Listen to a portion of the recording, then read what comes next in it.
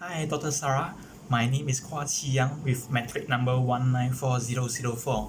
So today I'm gonna to record my response toward the video in the project 2. So after watching the video, so I have to answer some questions. So the first question is, does the advertisements influence your decision to buy a product? So for me, the advertisements do really influence my decisions when I'm going to buy a product.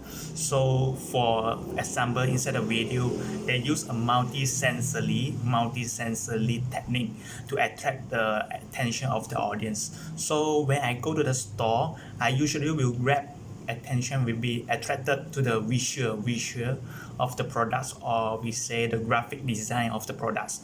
So for example, we take a Starbucks coffee or a simple Tesco brand coffee. So when we look at the outside design, so for me, I will usually attracted to the Starbucks coffee instead of the Tesco brand coffee. So because of the outside the design of the coffee, so it will really grab my attention. So this is one of the technique of the advertising of promoting their products. So beside that, there are some external influence that may usually affect my decisions. For example, the price, the contents, the nutritional contents for the products.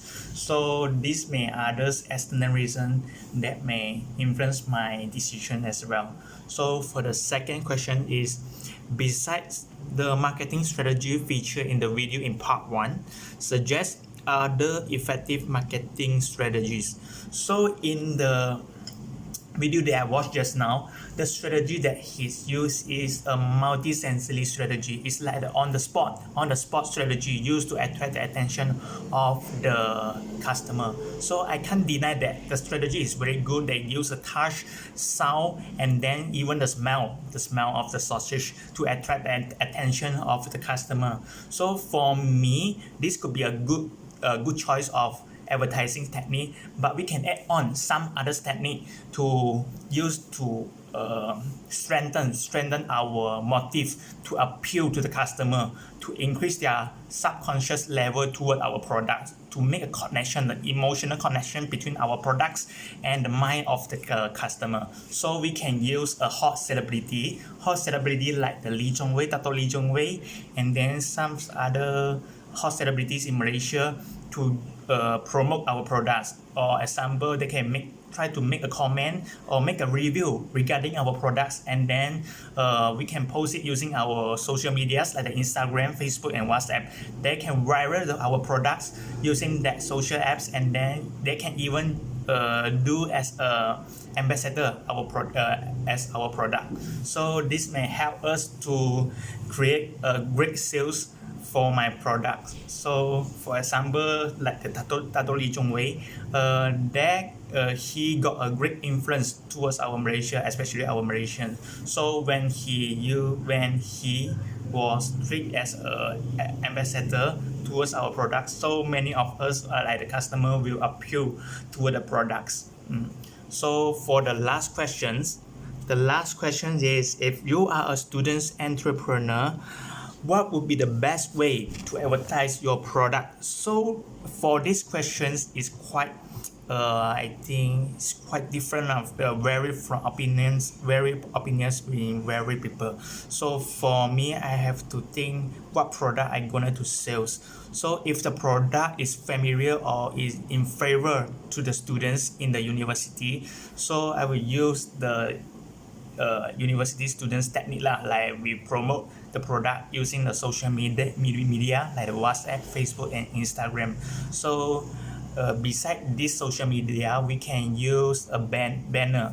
We can try to bring out a banner, and then we stick the banner in the bus stop, and then advertise them to the university students. So if I'm a university students entrepreneur, so my main target will also the students as well, the university students as well. So I have to understand what is the motive or what is the need of the university students. So for my experience or for my personal opinion, in order to purchase a product, there are five steps that we have to taken into consideration when we are trying to purchase a product.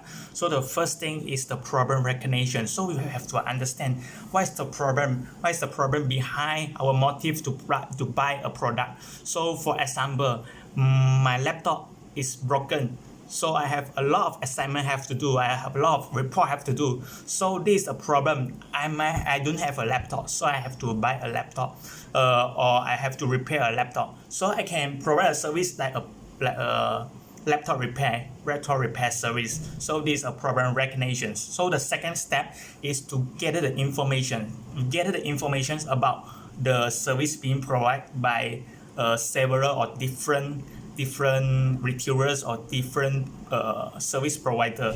For example, we can compare the price between two services, which service is cheaper. So for the cheaper one, if we have to look at the feature, the quality, if the laptop being sold is very cheap and then with a high quality, sure, I will choose the cheaper one. So this is the second step, the information gather. So the next step is decision making. So after we gather all the information, we evaluate all the information regarding the product we are willing to purchase. So we have to start the decision making.